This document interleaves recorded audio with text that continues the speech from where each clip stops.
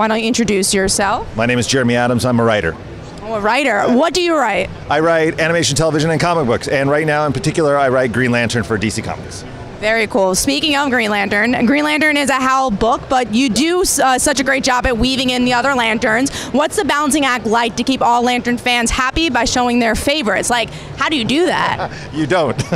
Like, I don't think anybody will be happy. But you know, even when I was doing The Flash, like I have a tendency to try to like explore the other characters and bring them in, and some of them have been just woefully underutilized over the past several years. So it's a way to bring bring readers back into the book a little bit, to show them that I haven't forgotten about Kyle, I haven't forgotten about Jess, Joe Mullen, all those people. I think they're critical to the Green Lanterns. They're also critical to the story I'm telling that started with Hal, but then has broadened out to be about the place that 2814 Lanterns have in the universe.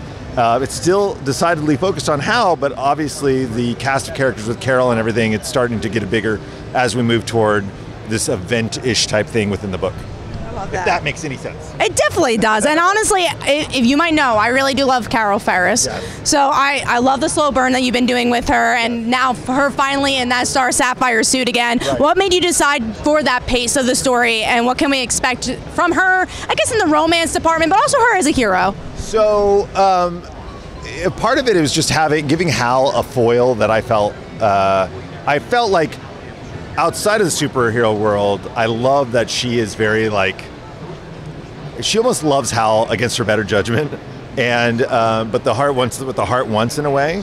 And I love that kind of romance. It's far different than like Linda and Wally or something like that.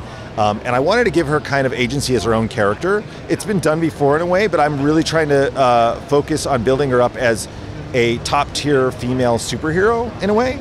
So even, I mean, I don't really know if I've talked about this out loud, but we might as well talk about it now. So even with Nathan, her ex-fiance, There's stuff that was revealed with him. Yes, as far as the Green Lantern stuff, it's definitely a mirror image to how Carol was introduced in Star Sapphire for Hal.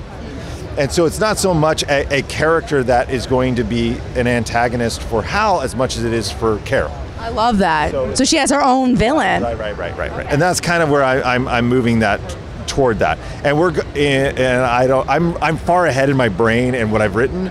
So we're revealing some stuff about Carol coming up that I think will be critical to her going forward in the book, and then allowing her to be a character on her own that other people could use anyways. Like if they wanted to put her in another superhero book, that's my goal, is to get her fully formed enough that she can just go off by herself if she needs to.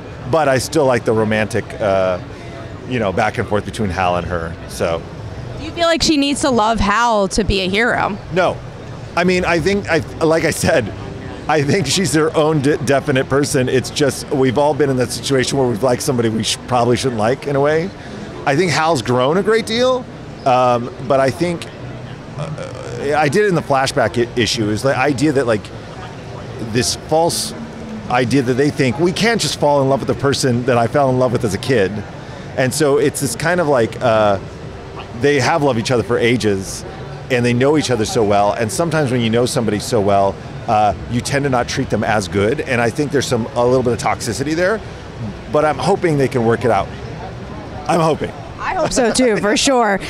So also let's get into the all-in aspect of everything. What makes you feel like this stands apart from the New 52s, everything, the DCU? Like, how does this stand apart? I think, as far as stand apart, I mean, obviously they've got a very big idea about these two. I'm like, what have they talked about?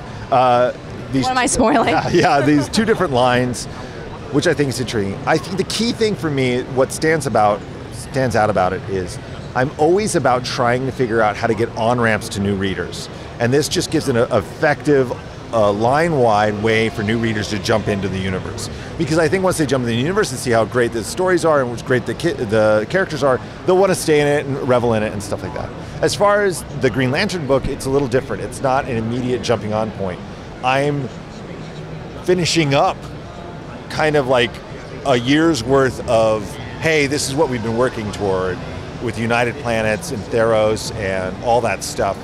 And at that point, it will be more of a jumping on point for Green Lantern in a way. That's very vague, but. You have the 2 books, right? Is it going to still be Green Lantern, or is it just going to be that? So all I can say right now is it's going to be Green Lantern, because Philip's book is ended, and but Philip and I have been talking a lot. I love that guy, and so we've done this one shot, and this one shot is going to basically is where both of our books intersect, and I'm taking a lot of those threads from this one shot into the main Green Lantern book. So it's not for naught, you know. It's like a lot of that cool stuff, a lot of the incredible character stuff that I'm going to just steal outright because he's done the groundwork, and put John Stewart in this Hal Jordan book for a little bit. Yeah, so it's just a way to give everybody a payoff from both books, I think. I love that. And also, how's it been working with another writer too? Oh, he's easy. He's so good. It's the same thing. You just attach yourself to people better than you. So it's just like Zermanico. It's like, oh, it doesn't matter what he draws. It's going to be 1,000% better than anything I write. And then with Philip, it's like, here's a funny joke or whatever. And Philip's like, from the dawn of time. Like, you know, it's like, oh my gosh, this is so good. What am I doing here? Very introspective. Yeah. And he's so character driven, he's so poetic. And there's so many writers like that they push me to be a little better. But the reality is that my personal taste is, and my personal style or lack of ability is just that it's a lot of, hey, I love superheroes. I want to do classic superhero stories. Someday I'll twist the knife, but not today. Today it's Green Lantern being Green Lantern, you know? And I think that's what a lot of people love about your stories is that it's very much like, oh, I know this whole family, let's bring them in. Right. Let's do what we love about this, but doesn't also feel repetitive. It feels like, wow, this just is like refreshing, the 2024 angle of this, you know? Oh, I hope so. I mean, part of it is that like, they're letting me do it. Like they've opened the toy box and said, yeah, you can use these things. And I'm like, really? And I keep expecting them to be like, no, you can't bring that character. Like I have a surprise cameo in one of the Absolute Power Titan, and it was just because I was like, so can I just use this character for a couple scenes? And they're like, yeah. And I'm like, really?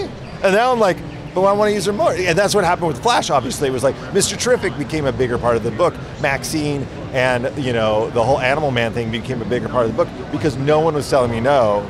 And I'd much rather do that because it gives this feeling of like, this is a huge universe. And if you're writing a book, I would like encourage any creators, like throw as many toys as you can sometimes. It's a really fun thing. And you have to do it organically, like you said. Like having Barry show up with Hal I think that was the weird pivot point in my book. And by my book, I mean all of it, but like that was a pivot point for me because everybody's staring at legacy characters. And I was like, well, what are these characters, what is Barry and Hal thinking about the fact that Nightwing's leading all this and all that stuff? And that kind of changed the direction for how I was even writing Hal as a slightly more mature, having gone through a ton of stuff, seeing the next generation come up and having that little bit of that, almost a midlife crisis a little bit, you know, and just realizing like I have to let go Carol in a way because I love her and I need her to make her own decisions. Anyways. And you also had even some other like surprise cameos like Razor. That was huge. How did the fans react to that? I mean, really well. And now I just got to work at Aya. Because obviously that was the first credit I ever got on television was Green Lantern the Animated Series. I'm very attached to it. I know that it's a different continuity, but in my head it's slightly the same. Sure. And so I brought Razor in, and I plan on diving more into him when I have more time. Right now, it's obviously the cast of characters have grown, and we're making to this giant thing. And it's also interesting how many people hadn't seen Green Lantern the Animated Series, and it's propelled them to go look it up or go check it out. Get it renewed again, right? Oh, gosh, it was funny because Jim Krieg, who him and Giancarlo, I mean, the amount of them like, oh, we're gonna just twist the knife so bad, and people are gonna be like, this is brutal, and I was like, this is so messy. Even as a writer, I was like, oh gosh. So, you know, I love having Razor there and his propensity for hope, and I'm hoping that I can push forward in that.